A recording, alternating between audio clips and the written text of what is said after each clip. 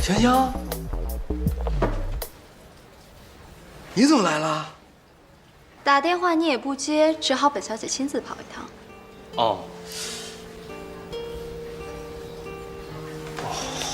我放静音了，有事吗？办业务啊。办什么业务啊？分手啊。分手？对，分手。你别开玩笑了，这么多人呢，咱们回去再说，明不明？我都不怕丢人，你怕什么呀？啊，不是，你别闹了，这都看着呢。我下班我去找你，怎么样？来都来了，就在这儿解决吧，就把我当成你客户了。什么客户啊？你别耍性子了，乖啊！你好好的分什么手啊？这你好，我不好，你也知道的。我妈一直反对咱俩的事儿，当初是我好说歹说，我妈才决定给你3年的时间。让我说完。结果现在呢？你今年30，我28，别说是120平米的房子了，我连20平米的作坊我都没看见。车倒是买了，天天骑个电动车骑20公里，还招摇过市，你还真不嫌丢人呢。不是我那电动车好歹也是名牌啊！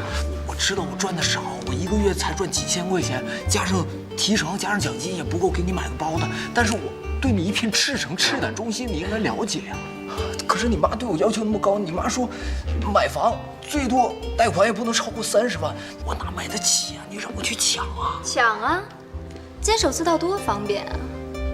再说了，就是真逼你，你也得有这胆儿啊！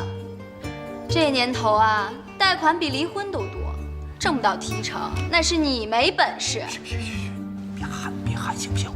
我现在事业刚起步，再给我点时间，给我1年时间，好不好？我可不是来找你商量的，我是来通知你的。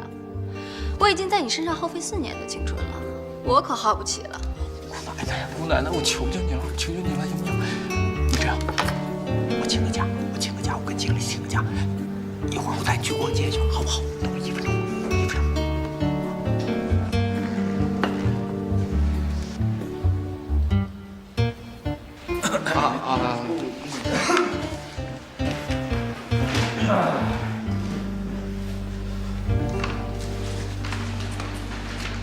这样我调动兵马偷袭094才能更加顺利。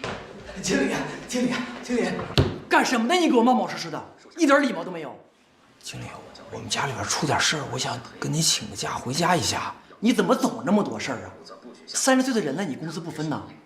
上班的时候就说上班的事儿，下班了以后再说家里的事儿，好不好？今年咱们分行的业务指标就你拖后腿。王子豪，我也不愿意总说你，我只希望上班的时候就要有个上班的样子，不要整天吊儿郎当的。你说你业务不行，人际关系你也搞不好，女同志也没有你这么面的。这是你的业绩，来，你看看你这什么业绩，你自己说。嗨，老大，我回头给你。你给我态度端正点。尤其是小姐，如果小姐要强行下牙的话，加以拖延，并马上通知省教组。是。这是你上周交给我的实行加薪报告。经理，我在信贷科都3年了，也应该加点薪吧？你还有脸跟我谈工资？那我上有老下有小的，我也得生活吧？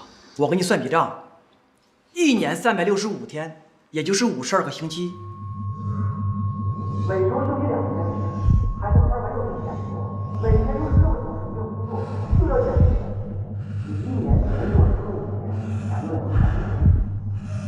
现在我说你这种人就是社会的蛀虫。那我出去了。好，去吧，好好干，我还是看好你的。你好，你所拨打的电话已关机。Sorry, the subscriber you dialed is power off. 你好，你所拨打的电话已关机。Sorry, the subscriber you dialed is power off.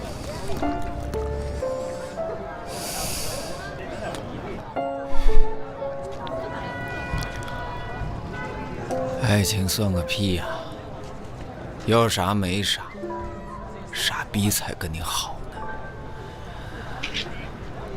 媳妇儿没了，工作也没个奔头，作为失败的典范，我他妈还真是成功了。我现在一闭上眼就能想起自己漆黑一片的前途。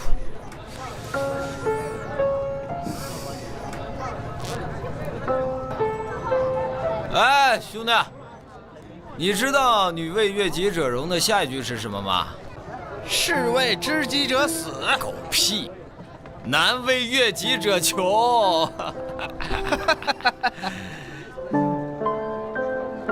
哎，我说哥们儿，哎，你来的正好，你给我评评理啊！你说，我作为一个银行的信贷职员，作为一个30而立的未婚屌丝，整天忙活着给别人贷款买房，结果自己因为买不起房，被媳妇儿给甩了。你说是不是奇耻大辱？不是哥们儿，鸡翅儿没有了。你先说是不是奇耻大辱？鸡翅儿。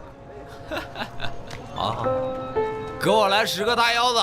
好嘞，也给我来俩。好，腰子要老点还是嫩点儿？嫩点的，老了不给钱。操，吹牛逼呢！不给我钱，冒充黑社会，老子把你屎打出来！操！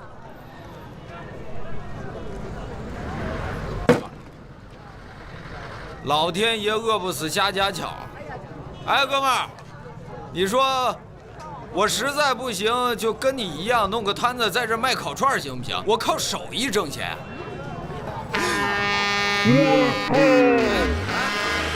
腰子，你还不给我上呢？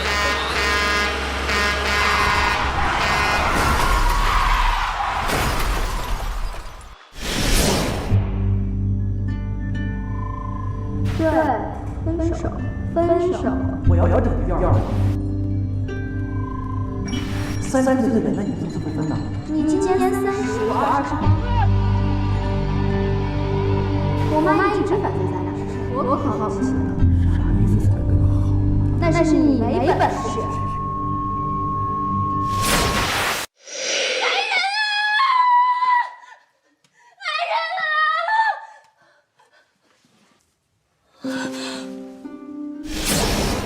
你今天就是说出大天去，我也不答应。我不管，我就是要纳妾。不行，除非我死了。你陈家区区药材商贾，身份低贱，能攀得上我王家那是三生有幸，还由得你来替我做主？你也不摸摸自己的良心。我陈家虽然卑微，可好歹也是你名门正娶的媳妇儿。当初老爷夫人尸骨为害，你拜完天地，转身就去风流快活。这3年来，你对我冷若冰霜，家里的大事小事从来都不闻不问，都是我一手操持的。现在你愚弄5G苟且也就罢了，今日竟想纳她为妾，门儿都没有。你替我王家操劳那是天经地义。你身为夫君，携妻教子更是天经地义。好，那我就休妻。休妻，恐怕是老太爷的遗嘱不答应。那我就死。你舍得死吗？你敢死吗？就算你舍得死，怕是也舍不得外面那狐狸精吧？你舍得死吗？那你死啊！你死啊！你死啊！你死啊！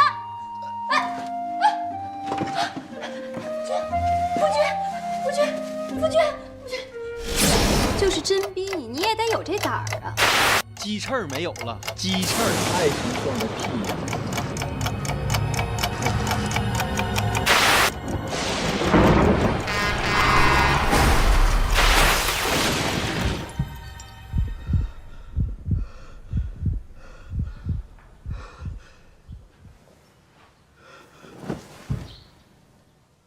来人呐！有人吗？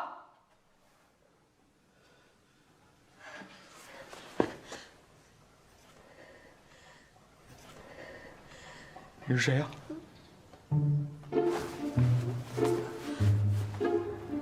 我手机呢？把我手机给我！我靠！看来昨天晚上真是喝大了，怎么跑剧组来了？子豪，你可感觉好些？哎呀，行了，别演了，把你们导演叫来，我要跟他聊聊。眼。子豪，昨晚……哎，等等，你怎么知道我叫子豪？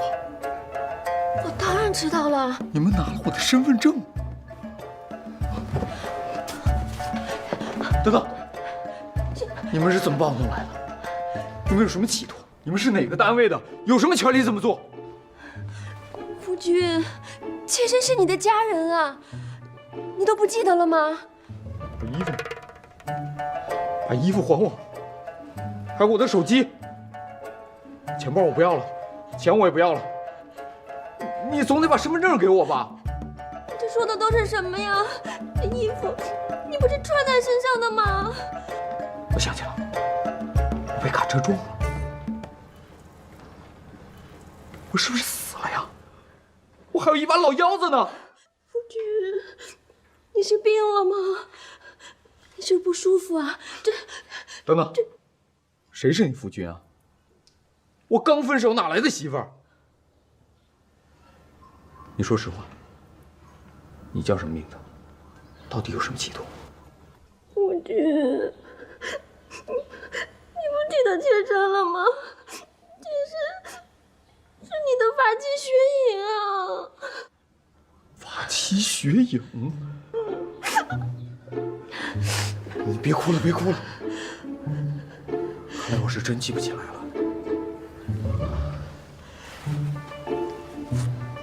哎呀，我脑子有点乱。这什么玩意儿？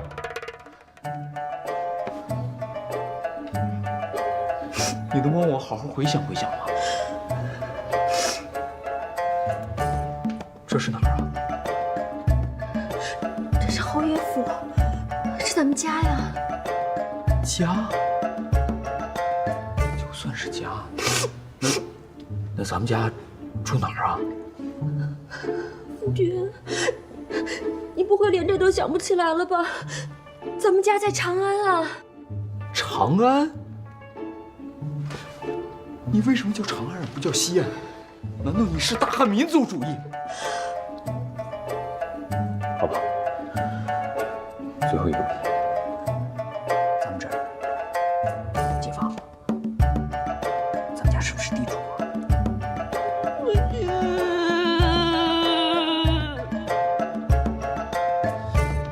老朽倒是听说过一种怪病，多是因头部受创所致，轻者头痛且晕，健忘，目光呆滞；重者失语，偶不欲食，为肺不用。老朽妄自猜想，这小侯爷怕不是得了这种病吧？那可怎么办？我只是一时气急，没想到却气坏了夫君，我真该死。夫妻同苦共甘，棒打鸳鸯不散。夫人您行了，这都什么时候了，你还一套一套的。周大夫，这小侯爷的病到底有的治没得治啊？扎上一扎，兴许有效。嗨，这何谓扎上一扎呀？就是扎穴道，有4阴针、4阳针、4大总针、8法神针、9转还阳针、马丹阳12针、鬼门13针。这听着邪乎，这咋还兴许奏效呢？俗话说得好，扎一针胜过吃10副药，扎针拔罐，病好一半。那太好了，那快扎吧。且慢，俗话又说呀，宁开10副药，不动1分针。这到底扎还是不扎呀？不扎。我还是给小侯爷开10副药吧。夫人，药方在此。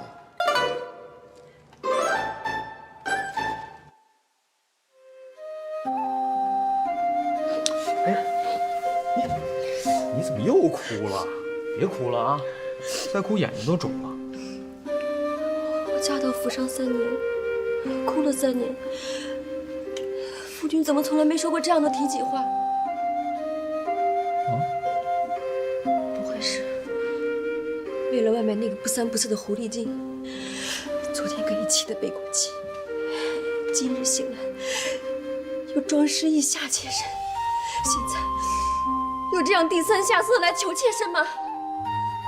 怎么被说中了，无话可说了吧？痒，我可以见你痒吗？这次真的是你误了我。不管以前我是个什么样的人，我真的已经失去记忆了。不管我以前做过什么对不起你的事儿，我真的都不记得了。更别说我在外面有女人，我连认都认不得，我还带得回家吗？既然我们俩是夫妻，那我们就得感情和睦，家庭圆满。我既然娶了你，就要对你、对这个家负责任到底。原来的事既然已经忘了，就不要再提了。不管以前那个我伤害了你多少，就让现在的我给你一点一点的补偿。杨，我真的很饿呀，咱们俩能不能先弄点吃的再说呀？日子还长着呢。周大夫说夫君体虚，要少吃多喝，妾身这就去准备。哎，等一下，我的衣服呢？怎么穿来着？我有点忘了。里边没扣上，这都怎么扣的呀？这个。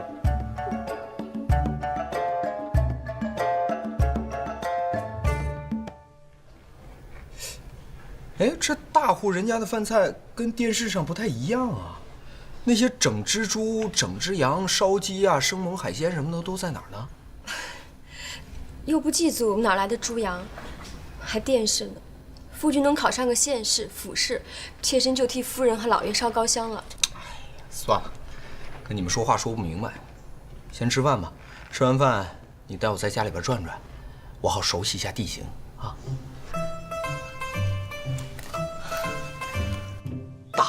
真他妈大，不是一般的大呀！哎呀，这都走了4个院子了，前前后后什么门洞啊、拱门都过了5、6个了，还没走完。夫君，这就是咱们的正房，里面还有书房和卧房。按照现在的房价，即使是京郊也要3万一平。我王家的宅子少说有1万平，3万乘以1万，那就是3亿呀！我操！ 3亿的豪宅里，重点是这些豪宅就他妈属于你。去他妈的乡下，老子才不稀罕你。前面就是花园，这大晚上的黑漆漆的，就别去了吧，妾身怪害怕的。怎么，这花园闹鬼了？啊！讨厌，吓得妾身脚软云云的。脚软云云？这都什么词儿啊？夫君。 身体尚未恢复，要不妾身今晚就留下来服侍夫君吧。你平时都不跟我一起睡吗？自从进了这个院子，妾身就一直睡在东厢房。夫君平日很少回家，偶尔回来也是一个人安寝。妾身……哎呀，这王子豪。 真是禽兽不如个禽兽。哎，那咱们晚上都干点什么呀？谁知道夫君晚上都做些什么？反正妾身是看一会儿书就睡了。这么单纯啊？哎，天刚黑，时间还早，不如咱们娱乐一下。那咱们下围棋吧。我知道夫君常常在外面赌棋呢。围棋不下，会下五子棋。 哎，算了，五子棋太难，不如咱们还是先洗一洗，然后到床上去玩。夫君使什么唤呢？哎，你看你想哪儿去了？哎，我是说啊，我说咱们到床上去玩猜谜，这个输的呢给赢的讲故事，是吧？这个游戏最不费脑子，特别适合睡前玩。想什么呢？哎，疼！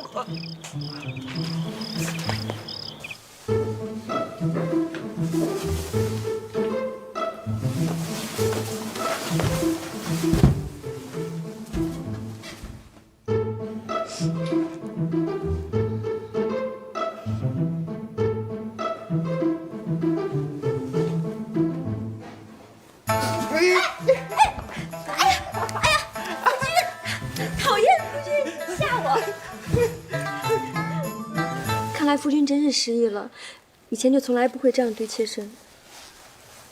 那我以前是个什么样的人啊？该不会是个坏人吧？什么是好人坏人？在妾身这里，夫君是大大的坏蛋。哎呀，我是说，我有没有做过那种欺男霸女、鱼肉乡里、放高利贷，然后逼还不起债的人卖儿卖女之类的事儿？这怎么可能？这种事情在长安城里都不多，何况夫君的家教，更不可能做出这样的事。不过细细想来，夫君虽然不学无术，但也不是什么坏人，对街坊邻居礼数周全，对下人们也和和睦睦。可是，怎么对妾身就这样冷言冷语呢？夫君干嘛？你别胡闹！王修啊，王修，这件事儿算是你积了大德了。娶进门3年的媳妇儿，你嫌弃人家出身低，愣是一手指头没碰。哥们儿，我真心谢谢你。哎呀，夫君，你把蜡烛灭了，可是。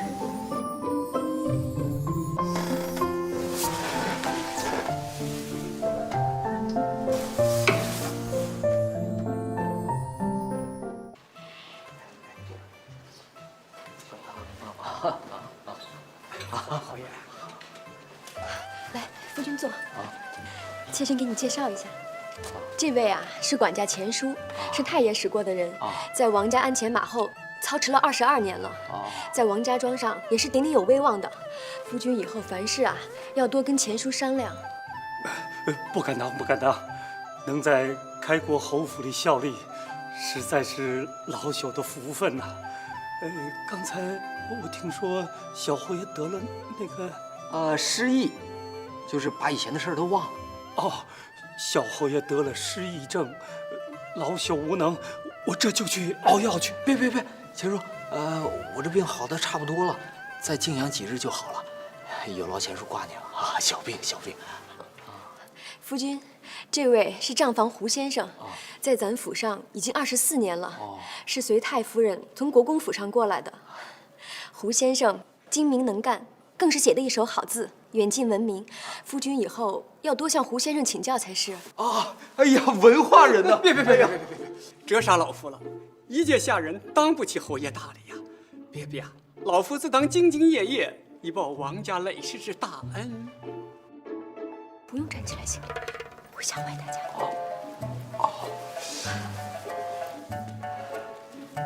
小侯爷，我是栓子，我是小蝶，那是二娘子。这胡子比胡上王还长啊！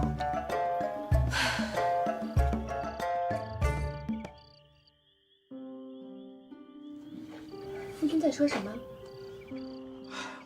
我是说，我这些年花了6000两银子，我到底怎么花的呀？你问我，我问谁啊？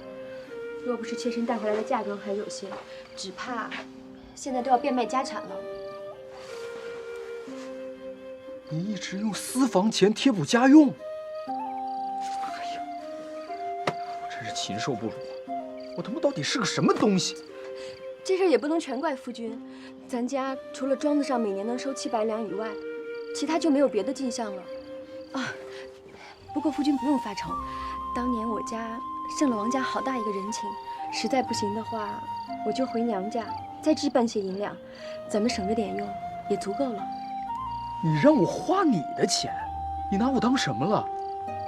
我堂堂男子汉大丈夫，有手有脚的，你让我吃软饭？以后不准你再说这种话。夫君，听你这话，妾身心里喜欢。咱们家就不做生意吗？夫君傻了吗？咱家祖上是开国的勋臣，做生意要辱没先人的。这话以后绝对不能再提。夫君，别怪为妻话重。自打进了你王家门，家里那些姐妹全都羡慕得要死。我知道你看不上我身份，所以就算你再冷落我，我也毫无怨言。人活着，不就是图个身份吗？每次回娘家的时候，见到他们羡慕又嫉妒的眼光，在你这儿受的委屈，就全都消失了。夫君昨日又长了性子，妾身就再没有别的所求了。老天爷把所有的好的都给了我，我就算是死了，也心满意足了。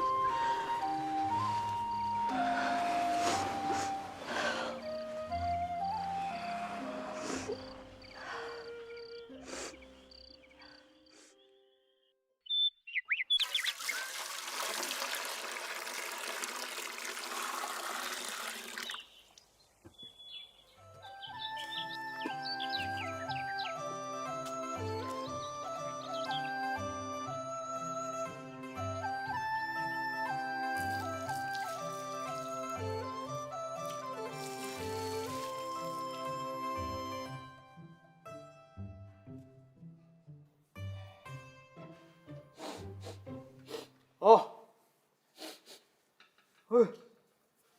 哎呀，臭了，都臭了。夫人你也臭了，多久没洗澡了？春种到夏收，洗了好几回了。春种到夏收，多少次梦回唐朝，如今他妈梦都碎了。夫君，二女，水烧好了没？别弄得跟烫死猪似的啊！老爷，水还要再烧烧，柴火有些湿。好吧，你快去。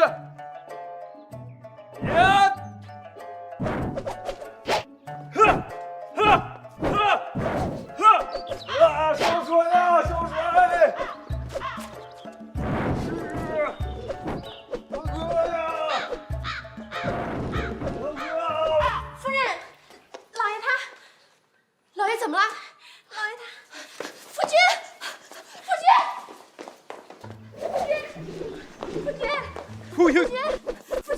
你怎么了，夫君？啊？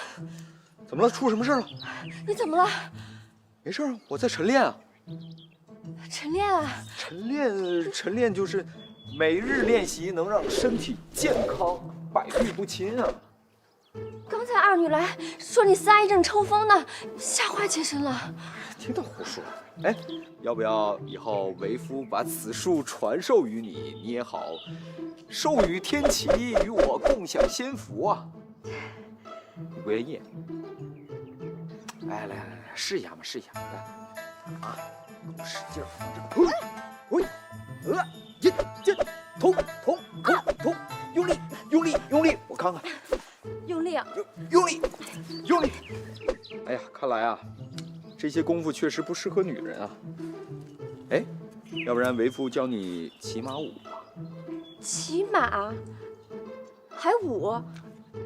相传这个练了骑马舞的女人可以青春永驻，身材窈窕，这个秀发乌黑啊。要不要试一下？真的？真的。那试试。1、2、3、4。2、3、4、3、2、3、4、4、2。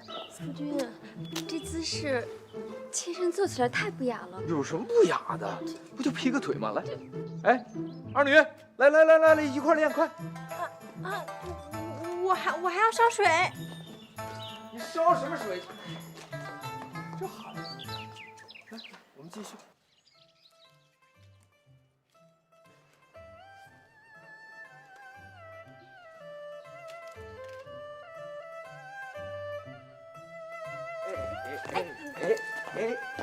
走了，洗澡了。夫君先洗。夫人先洗。夫君最大，当然夫君先洗。夫人入排第2，那谁敢排第1呀？还是夫人先洗。妾身愿做夫君背后的女人，所以夫君先洗。那你还不听夫君的话？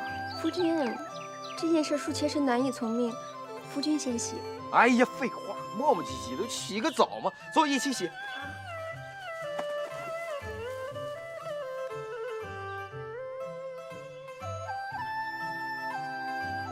哎，夫人，妾身自己来。害什么羞啊？不是说好一起洗吗？哎，人家就是害羞嘛。哎呀，夫君先出去，先出去。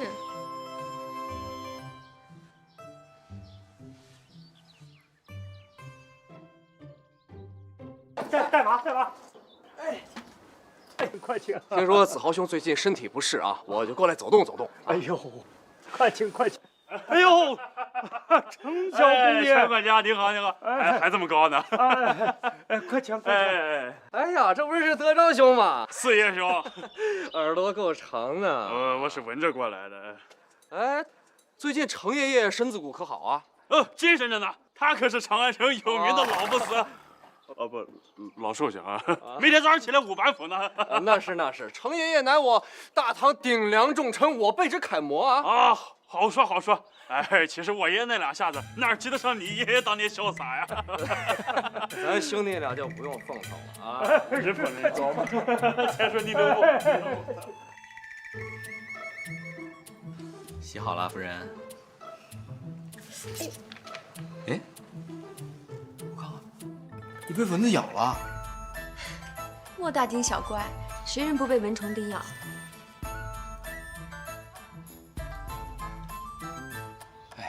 要是有瓶花露水就好了。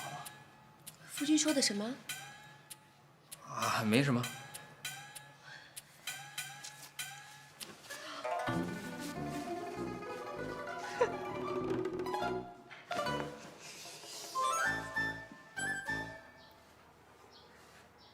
夫人，秦小公爷和程小公爷来访了，还有云家老爷身体不适，也差人来了。消息传得可真快啊！这几位都是谁啊？怎么连他们都不记得了？哦，想不太起来了。秦玉秦小公爷是胡国公秦叔秦叔宝的孙子，而程初程小公爷是卢国公程老将军的长孙，这2位都是夫君的好友。而云老爷，云家庄的，跟我娘家也算是远亲，看着王家家道没落，惦记咱的田产呢。二女，你服侍老爷洗浴，我去前面接应一下。嗯。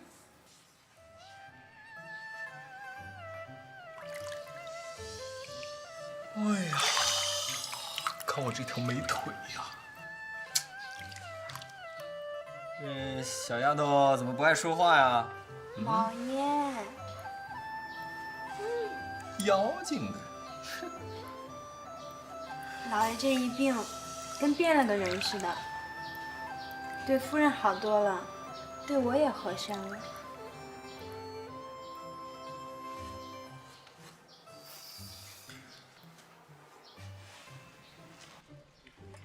啊，请。里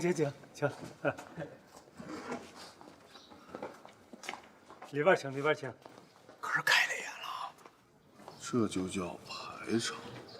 还别说，咱小侯也别看一只单传是吧？那也是别人大家不敢比的，是不是？咱侯府很多年都没这么热闹过。你看这么多礼物，仓库也放不下呀。腾出一间房。是，小蝶正在后面收拾着呢。不过东西太多，别招了贼啊！剁碎了喂狗。剁碎喂狗？这么多宝贝，剁碎喂狗？狗吃人，那非窜流鼻血不可。我说的是贼。哦，了然。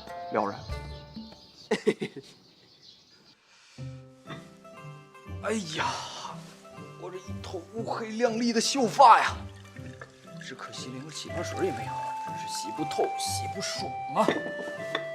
哎。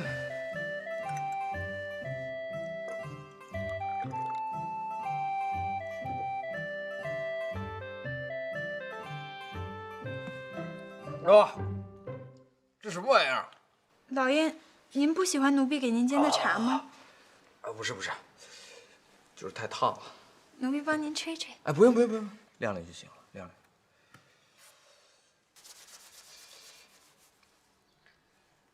晾。这些都什么呀？煎茶的茶叶和香料。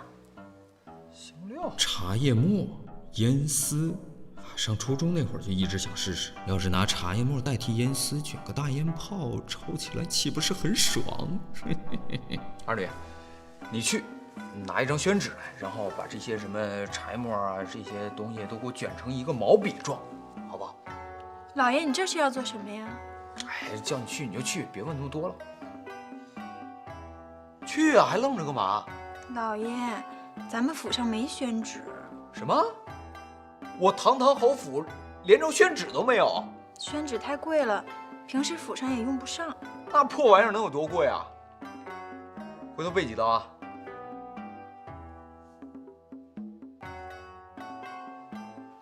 你老看着我干嘛呀？老爷生病了以后，完全变了个人，越发像个侯爷了。那老爷，我生病之前什么样啊？哎，累坏我了！客人送走了一波又一波，看来这王公贵族啊，还没忘了咱王家。夫人，崔章崔小公爷过府了。夫君，妾身去外面照应着，你要是累了，就上去躺会儿。等，我看看。这大包，疼不疼啊？就是痒痒。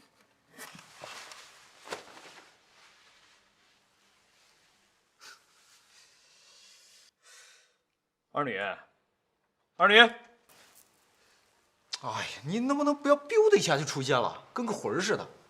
走，随我去书房，老爷我要写俩字儿。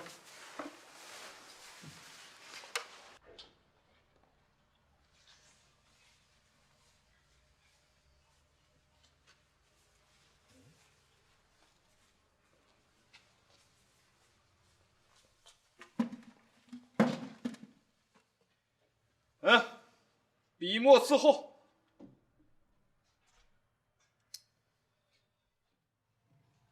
你识字吗？这丫头居然识字！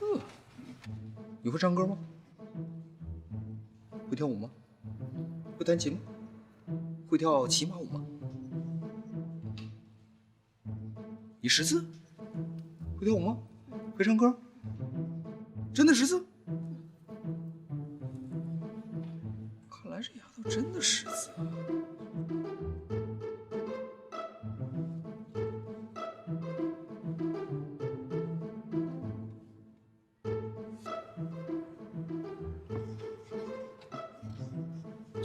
认识这两个字吗？黄牛，从左往右念。牛黄。哎，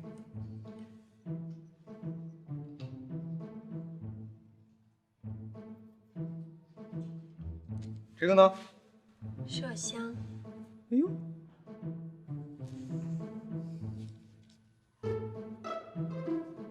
这个薄荷。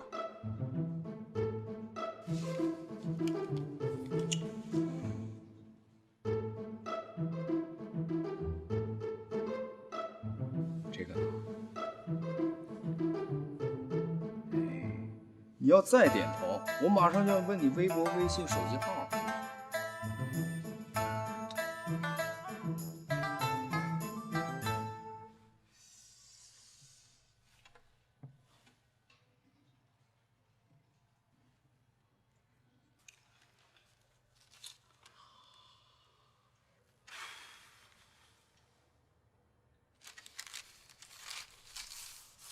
哎，家里有酒吗？给我拿一壶来。这丫头不多言不多语的，我喜欢。老爷，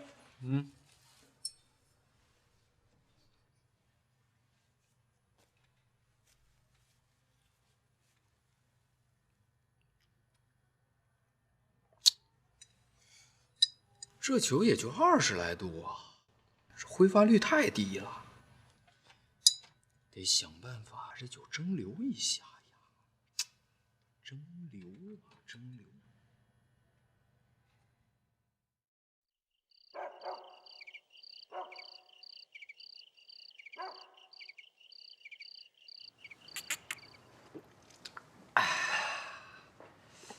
你说咱小侯爷这一病吧，还转了性子，变成了一个怪人。这脾性也变了。以前呢，小侯爷嫌弃夫人的出身，看不上眼。哎呀，从大婚到现在，还没碰过夫人呢。成天在外寻花问柳，还养了外宅。这下好了，这俩人还恩爱上了。这夫人呢，心也顺了，这面色也好了。我看呐，到明年这侯府要添人进口了。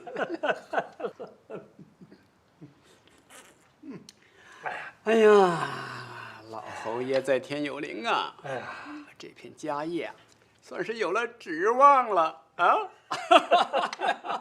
来，干！来干！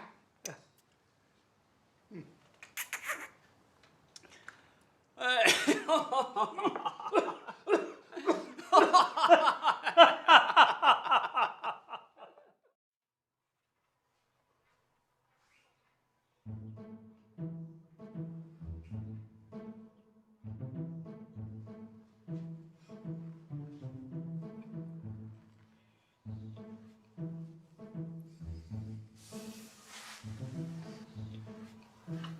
夫人今天累了吧？接了那么多课。累倒不累，就是有一宗事情让妾身生气。生气？云家没安好心，他们家老爷子早就惦记咱家田产，知道夫君病了，特地差人来打探虚实。那有什么可生气的？田产不还是咱家的吗？卖不卖都是我们自己说了算啊。妾身就是咽不下这口气。夫君当初如果不那样，咱家的家业就败不了。哎，夫人说的是。总有一天，我要让那个老不死的见识见识妾身的厉害。夫人有什么厉害啊？先让夫君见识见识。你有话。哎呀，夫君，轻点儿。夫人，你想吗？有点想。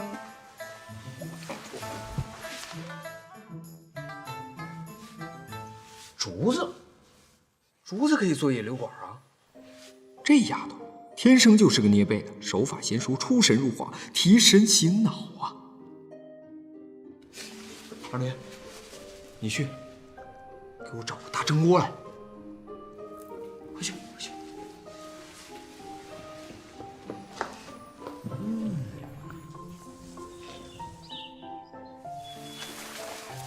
得，就是它了。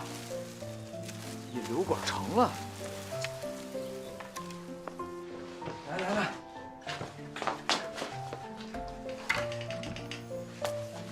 这么大的锅呀，这也太笨了吧！要是有个德国不锈钢锅还行。哎呀，算了算了，这大堂啊，什么都得凑合，凑合着来吧。来，给我搭把手啊！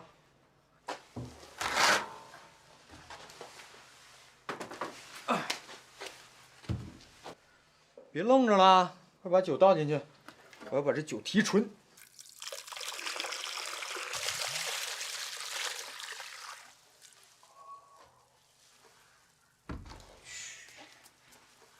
来，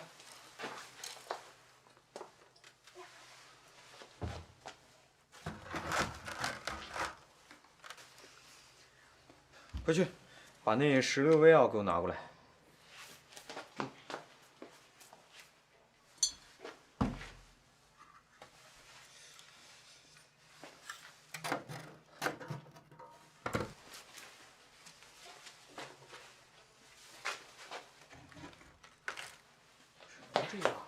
老爷，好，药准备好了，哎，你先去磨一磨吧，我先上个茅房，你快磨，回来我看啊。酒蒸的怎么样啊？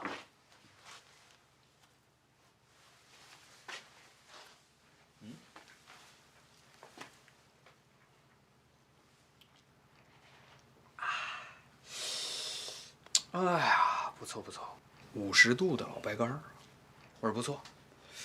可惜就是工艺有限，没法批量生产，不然咱们开个酒厂肯定赚大发了。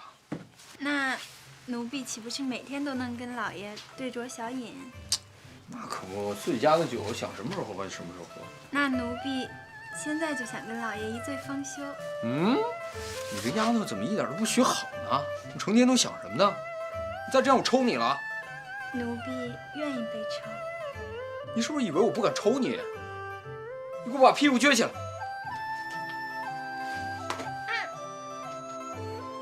你下次这样我还抽你。奴婢愿意等着下次。你是不是气我是吧？你快一边去，一边去！我还有事要忙。这丫头，今年的雨水多，夏粮入仓之前要好好的晒一晒。哎，对，晒晒不长虫，晒晒更健康。俗话说得好，天上一连班，晒谷不用翻。如若每天晒，幸福咱长安。你怎么那么多废话呀？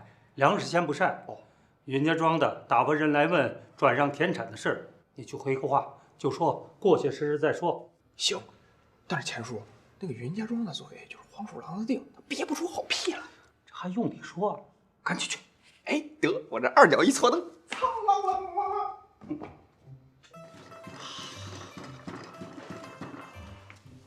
二女啊，哎，把那个药磨好的拿过来。对，就是这个剂量。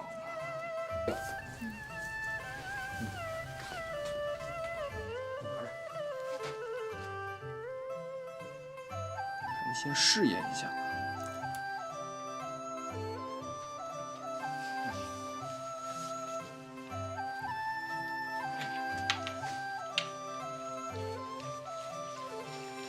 就这样，晃，就一直晃，一直不停的晃，直到把里面的药化开为止，不能偷懒啊！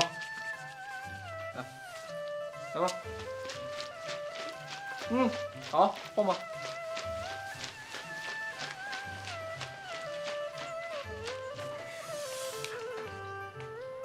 得给这个花露水设计个漂亮的包装，取个好听的名字呀。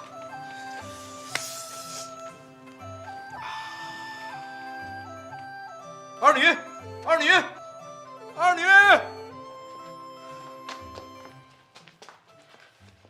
这丫头你还真实诚啊！你还摇呢？快，把这葫芦放那边去，歇一会儿。过来给我按肩。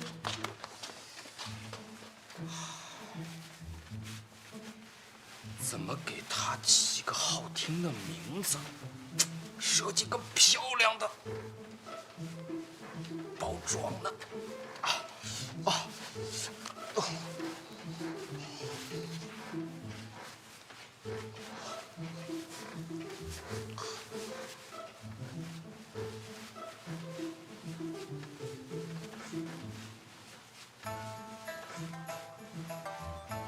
有了，就叫九花玉露啊！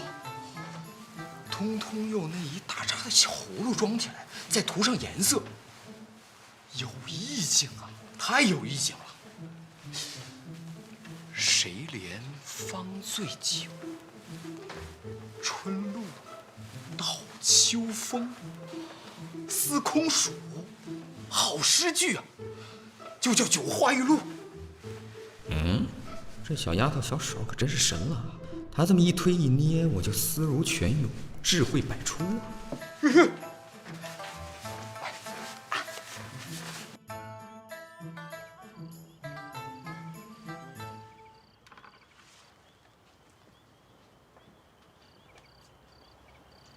夫君为何魂不守舍？在想什么？没什么。对了，夫人，今日见你大作，无论是文采还是字体，颇具大家风范，堪称极品呐。比为夫真不是强的一星半点儿。哎呀，真是羞死了！夫君都看见什么了？今日在书房，无意中禀见夫人一首五言诗，依稀记得其中2句：谁怜方醉酒，春露到秋风。如此诗句，实乃当世绝品呐！这是我写的吗？我怎么一点记忆都没有了？全诗是什么？读来听听。我只见到这2句，可能是夫人有感而发，妙手偶得吧。哎，不记得也不奇怪嘛。有感而发，妙手偶得。夫君说的真是精辟。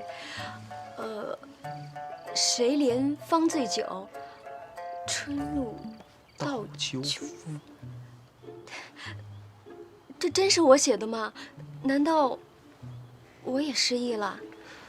儿女，笔墨纸砚伺候。夫人，敬你一杯。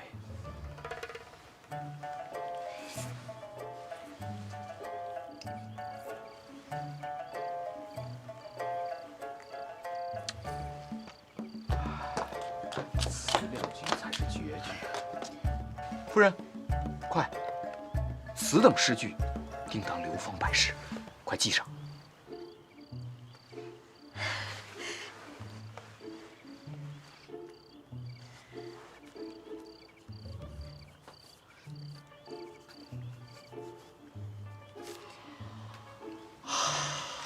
夫人大才呀！只是这些年在家里受了不少委屈，能得如此贤妻，夫复何求啊？来，这一杯就当是为夫为这几年给你赔礼了。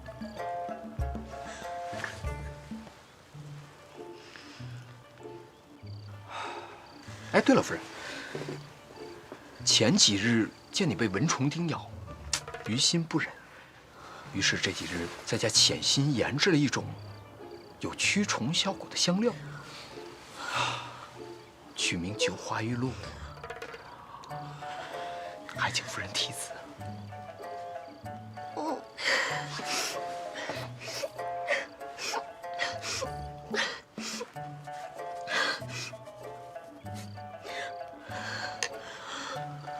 夫人，这天色也不早了，不如咱们回屋采梅吧。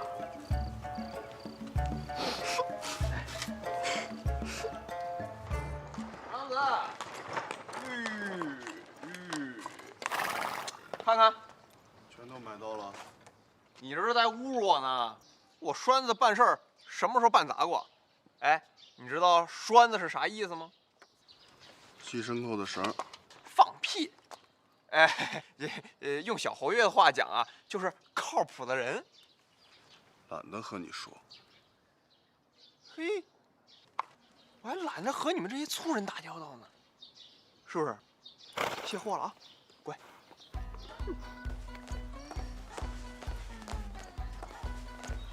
夫人，那葫芦都拉回来了。二妮，快去，把东西都给我拿进来。夫君，这九花玉露干根好使吗？真的呀，夫人用了就知道了。夫人，有事儿跟您商量。好，我这就过去。夫人，自从学了骑马舞之后，好像面色越来越红润了。真的啊？真的啊，越来越漂亮了。讨厌。黑把扎黑。钱管家，跳起来啊！跳一跳，10年少呢。哎呦，算了算了，我这把老骨头受不了受不了。没情趣。哦，对了，云家那边过话了吗？啊，过了过了，他们惦记着咱们那几10亩熟田，我让人给推脱了。啊？哼！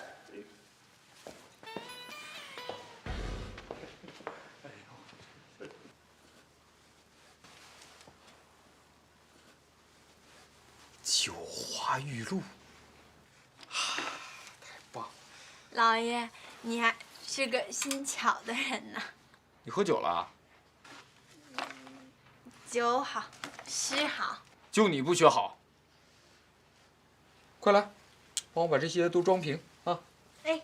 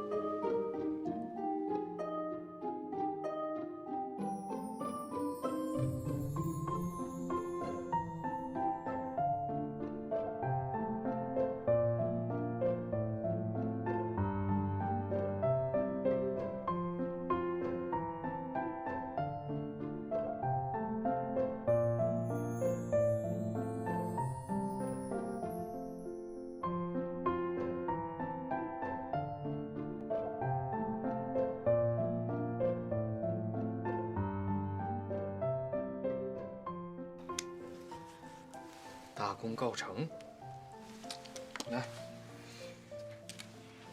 拿着，这是给你的。哎呀，叫你拿着你就拿着，快点。这5瓶是不同的香味儿，擦在身上都能驱蚊止痒。去吧，把夫人给我叫来。哎，等，得了，我自己去吧。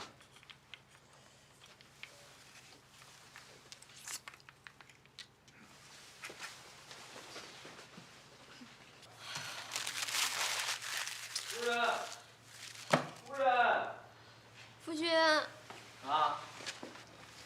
今天又做出什么好诗句了？都不如意。夫君，我都怀疑那2句不是我写的。别灰心嘛，你是因为太过执着，所以才束缚了自己。夫君所言极是。自从夫君失忆后，感觉夫君都像变了个人似的。什么？哎呀，作死呀！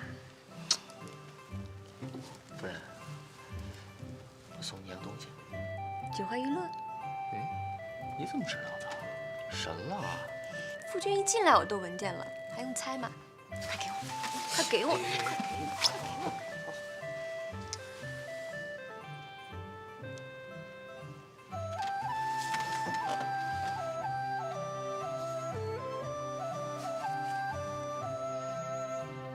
喜欢吗？这是那天晚上我写的字，还有这2句诗。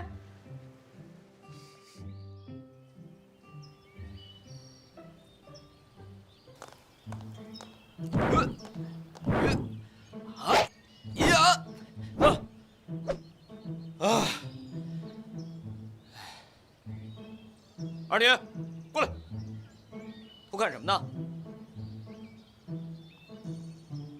拿着。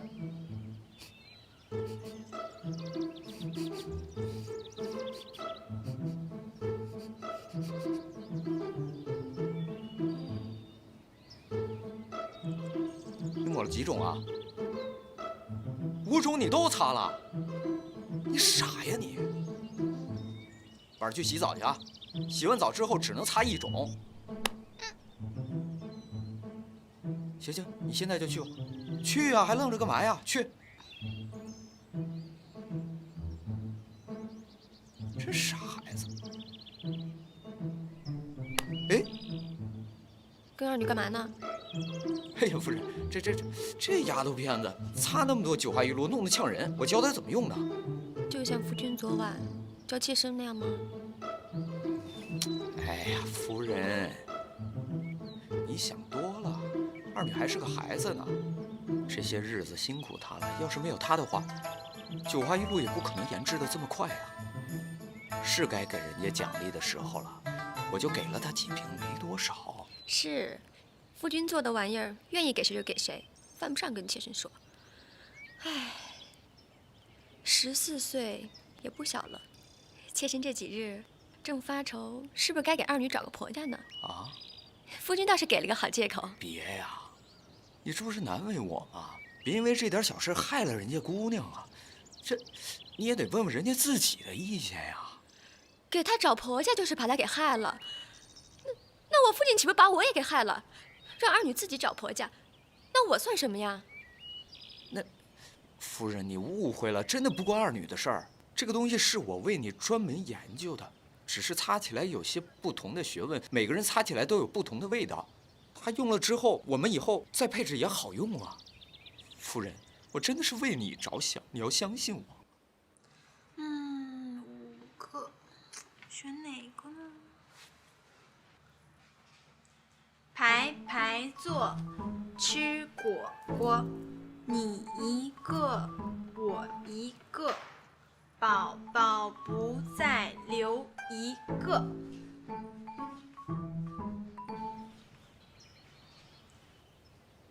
那夫君的意思是，一个二女还不够用，要多几个丫鬟不成？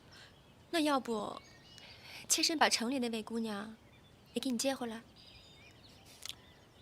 哟，大姐，姑奶奶，我求求你饶了我行吗？我哪有你想的那么下作呀？我对你一片赤诚啊，简直是司马昭之心，路人皆知啊，天地良心。你别说什么城里的姑娘了，我连城都没进过，以前的事我都忘得一干二净了，这个院子我都没转全呢，我多冤枉啊你！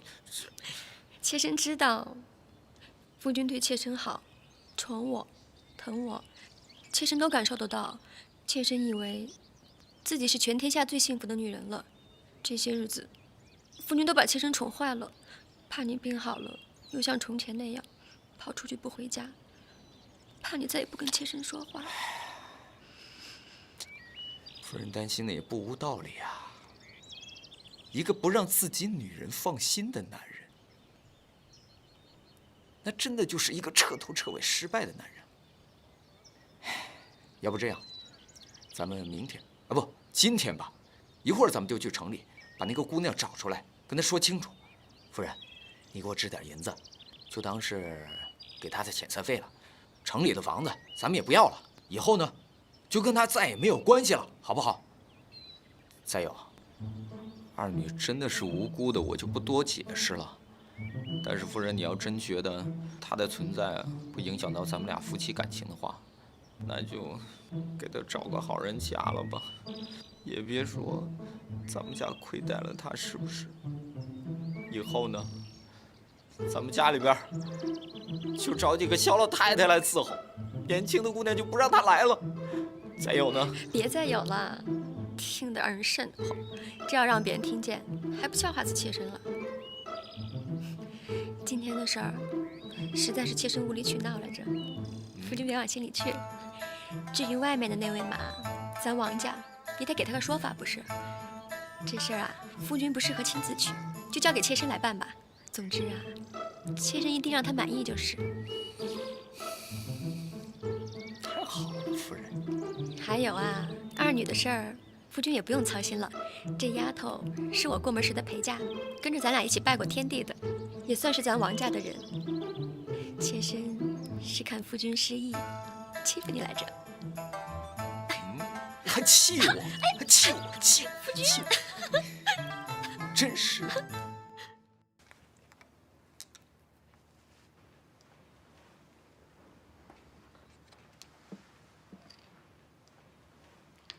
夫君，前些日子来探望咱的那些大人们家里，咱们得一一去拜会了。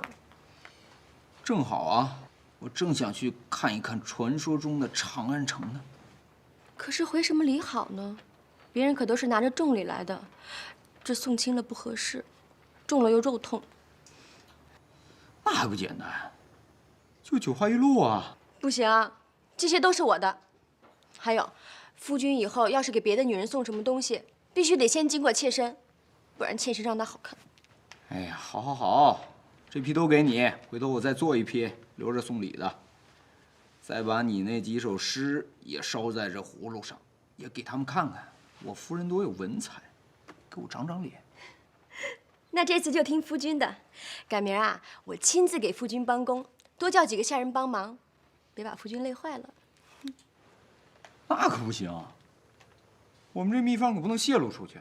再说这活儿又不累，我看就二女得了。看来夫君还真离不得二女啊！这九花玉露一出来，就先送给她了。这里面的秘方，怕是也不想让妾身知道吧？哎呀，夫人说的这是哪儿的话呀？以后呢，家里的事儿就你说了算。这个方子呢，夫人就好好收着。以后夫人一句话，我就鞍前马后，鞠躬尽瘁，死而后已，好不好？夫君的秘方刀法是越发还猛了。别动！此处剑气未消，非常危险，还是等我去找你吧。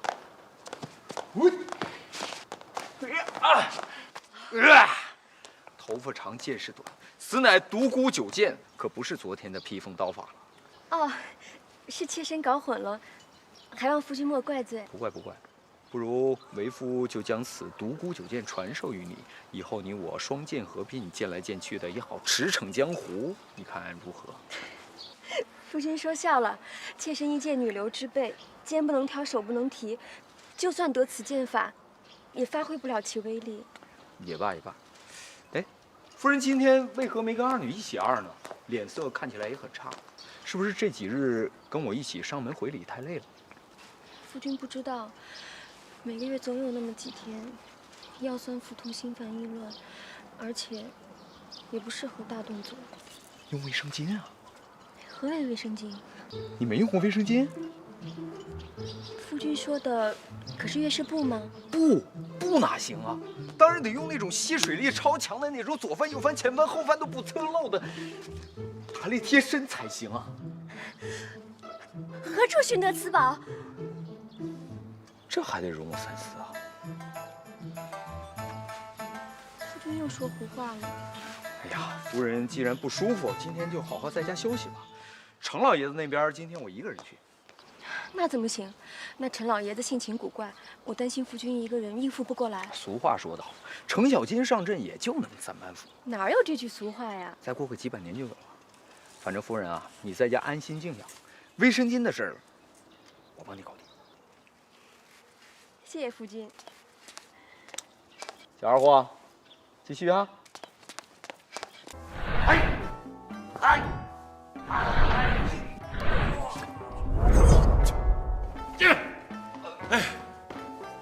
刚才我给你练的是9937路开山大斧。程爷爷真是老当益壮，这个斧锋威猛，技艺精湛啊，高，实在是高。子豪果然内行，看出我五斧的精妙之处了。哎呀，好，刚才用了这个什么路啊，感觉爽多了啊，腰也不酸了，腿也不疼了，好像年轻了80岁啊！你看这个没有？这坛子你拿走啊，明天给我装满了送过来，我要好好爽一爽啊！爷爷，此物虽好，但也珍贵，配置起来想必也十分的繁琐。爷爷为难王兄了啊！好，老夫糊涂啊，子豪莫怪。啊，无妨无妨啊！此物虽然珍贵，但是能承蒙程爷爷青睐，慎行慎行。程爷爷放心，以后每季小子毕竟亲力亲为给您送来这么几瓶，还请程爷爷笑纳。好，还是子豪孝顺啊，不像我这些事。哎呀，来呀，把板斧拿过来。是，我再练一套8821套化工大斧。来。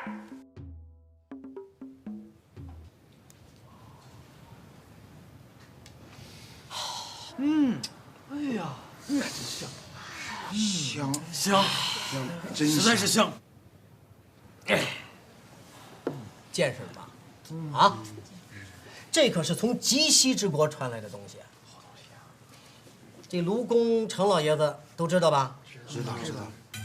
70岁高龄的老爷子，就用了一滴，就一滴，您猜怎么着？愣是把那100多斤的大斧子耍了整整1夜呀！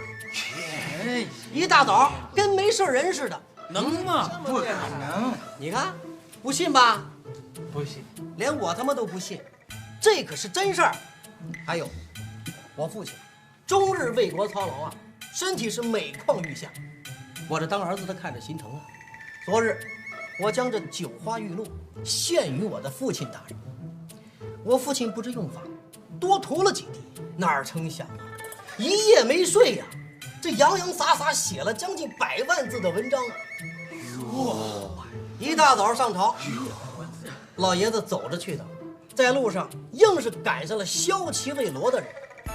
这罗大人那是武官啊，平常骑的那是皇上御赐的特了标啊，日行千里的宝马良驹啊。就这样，一人快马飞驰，一人悠然自步，两人拉着家常，竟然一起到了。哎呀，还真神呐！哎，真神！这个东西真有点神。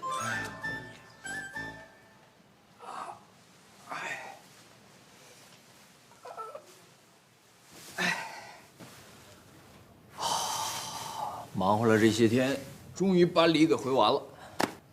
今天真是难得的清闲呐！这不是往脸上抹硫酸吗？甭说是古代，就是现代的化妆品也是花钱买糊饼啊！哎，我不是跟你说过吗？别老往脸上抹那些胭脂粉黛的，抹多了会毁容的。夫君，妾身今日要参加离县侯夫人的品诗会，夫君就迁就一下嘛。你昨天不是参加了吗？昨天是齐郡主举办的，和今日不同。那你今天又不陪我呀？我还想进城逛逛呢。让二女陪夫君去吧。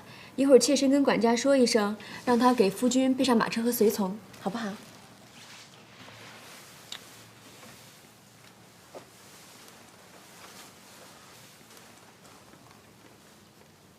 那你就不怕我跟二女背着你那个啥？妾身早知道夫君想了，夫君和二女那个可要偷偷的，妾身假装不知道，不妨事儿。陈雪影女士，你这样很奇怪，我非常不习惯，好吧？夫君，妾身屡屡收到邀请，都是夫君的功劳。以前啊，妾身因为出身的原因，都不敢跟那些有身份的女眷在一起，甚至想都不敢想。可如今，都是因为酒花玉露，各种聚会，妾身都无暇分身了。那我可真跟二女去了。不过你真得听我的，这些东西少往脸上抹。你说你年纪轻轻、漂亮佳佳的，不用这些东西照样好看。夫君对妾身最好了。这几日啊，妾身才知道那些个女眷啊，别看表面风光，其实没几个幸福的。那些公爷侯爷，哪个不是妻妾舞女成群？像夫君这样对妾身宠爱的，真是少之又少。夫君，以前是妾身不懂事儿，太糊涂，妾身以后一定改掉嫉妒的毛病。妾身知道夫君喜欢二女，所以今日夫君就跟二女单独在一起，让妾身适应适应。夫君意下如何？有这么适应的吗？你说你才跟那帮女人在一块儿多少天了，就学坏了？你再这么说话，小心我抓了你出不了门。夫君饶命，妾身再也不敢了。妖精，白天就放过你，晚上我再收拾你。赶紧收拾，收拾完吃早饭。我先走了。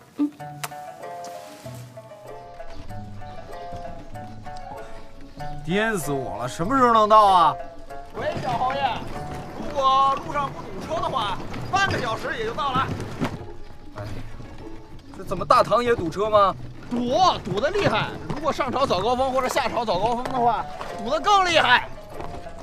你这马车减震系统也不过关啊！小侯爷，您坐稳啊！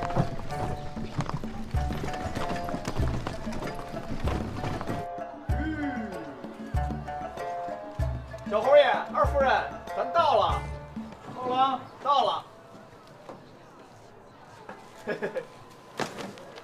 哎呀，够热闹的呀！都赶上王府井步行街了。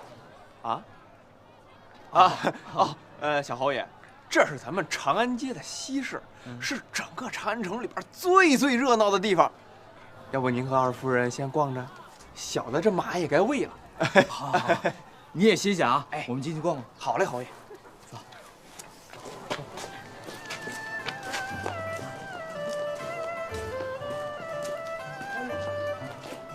要斯文。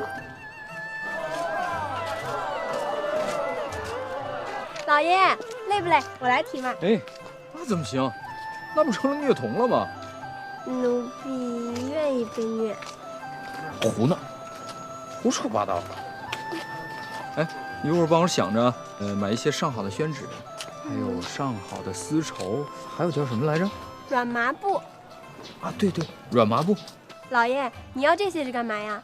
别问那么多了，总之是为了造福女性，造福你。啊，造福我？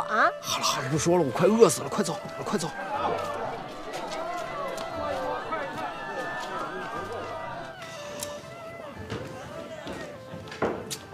你站着干嘛？吃饭呢？快坐下，坐下，坐下。这不是家里边，哪有这么……子豪兄，哎，这位仁兄是叫我吗？子豪兄，才不到2月你就把我给忘了。哎呀，不敢。小弟我之前得了一场大病，现在这个记忆力不太好。哦，坐下说嘛，坐下说。好。你是欠我银子还没还吧？子豪兄说笑了，我是张胜啊。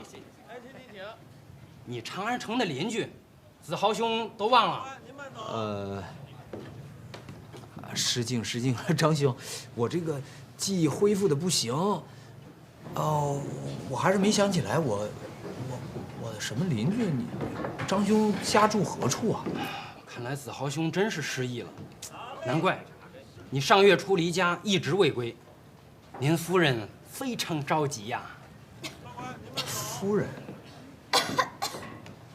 这位姑娘是……我给你介绍一下啊，这位是贱内。不才失礼了，拜见嫂夫人。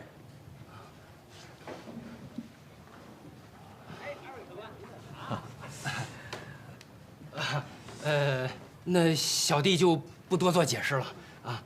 小弟家住西门里，陆家牌楼，子豪兄可有印象？如此，小弟就告辞了啊。走了，不多坐一会儿吗？那就再多坐会儿了。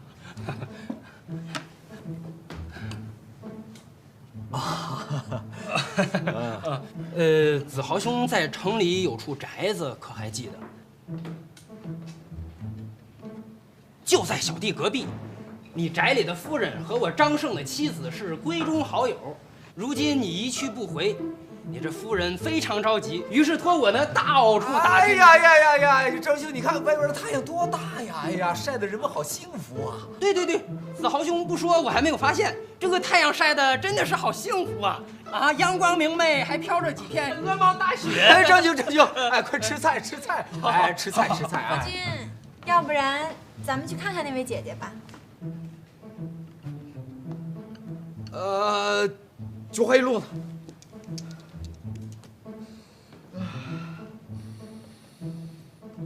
子豪兄不舒服啊？这个老毛病了啊，不要紧。那小弟去雇辆马车，咱们这就去看看夫人。真去啊？夫君，那能不去吗？还有甲呀。去嘛，就当逛街了嘛。去。知道老爷我为什么不让栓子赶车了吗？笨，因为今天的事儿，只有天知地知你知我知张胜知，不能让第4个人知道，明白了吗？今天的事儿想好怎么办了吗？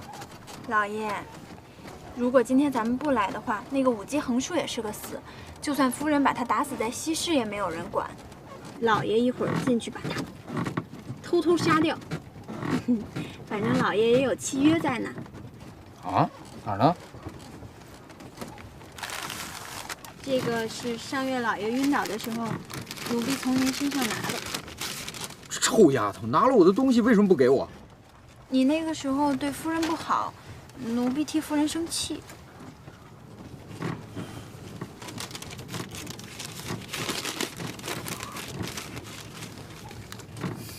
拼了！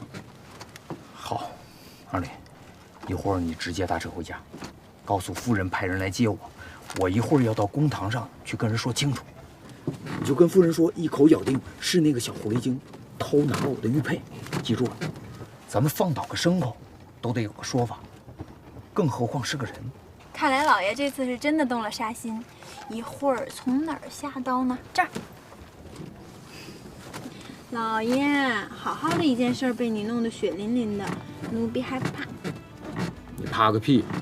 你那么人精。老爷以后不想见他了？不想。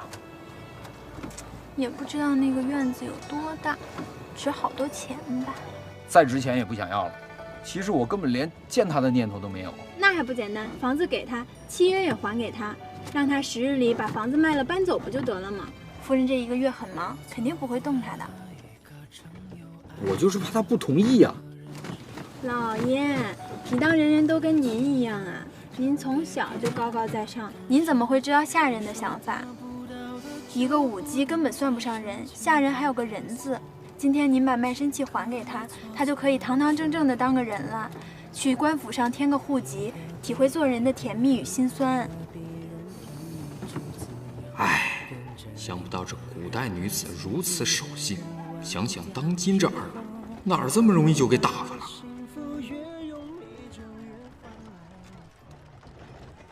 子豪兄，咱们到了，我去敲门啊。哎，这就。这件事啊，就让贱内来解决就行了。哦，子豪兄言之有理。那小弟就先告辞了啊。好，告辞。后会有期。后会有期。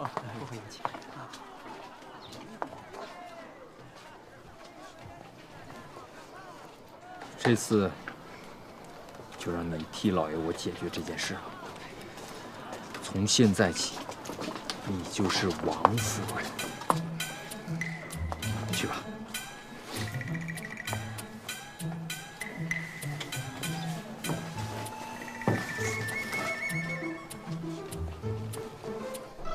看着我，哎，看着我。想吃不想？想吃啊！想吃，告诉我，小侯爷和二夫人是不是密谋私奔去了？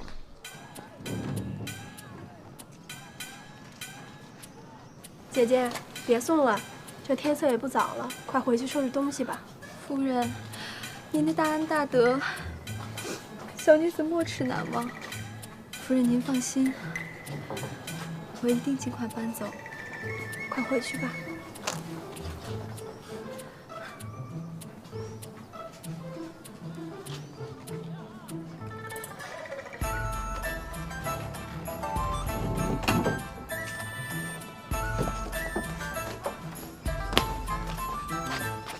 怎么样，成了吗？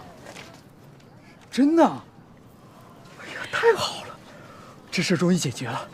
一会儿咱们俩还得去一趟西市，再吃顿饭。你中午都没吃好，立了大功了你啊！老爷，那个你今天答应我的事儿，还算不算呢？什么还算不算？就是你答应我今天代表夫人的事儿。算啊，你今天不是都代表过了吗？那今天还没结束呢，不是让我全代表了吗？这丫头一天都想什么呢？一点都不学好，收拾你啊！那老爷说的到底算不算数？算。好了，从现在起到回去之前，你都是王夫人，好不好？夫君。夫人。哎呀，你别拧了，一会儿把腰都拧折了。快，上车吧，夫人。夫君您上车。哎，夫人上车。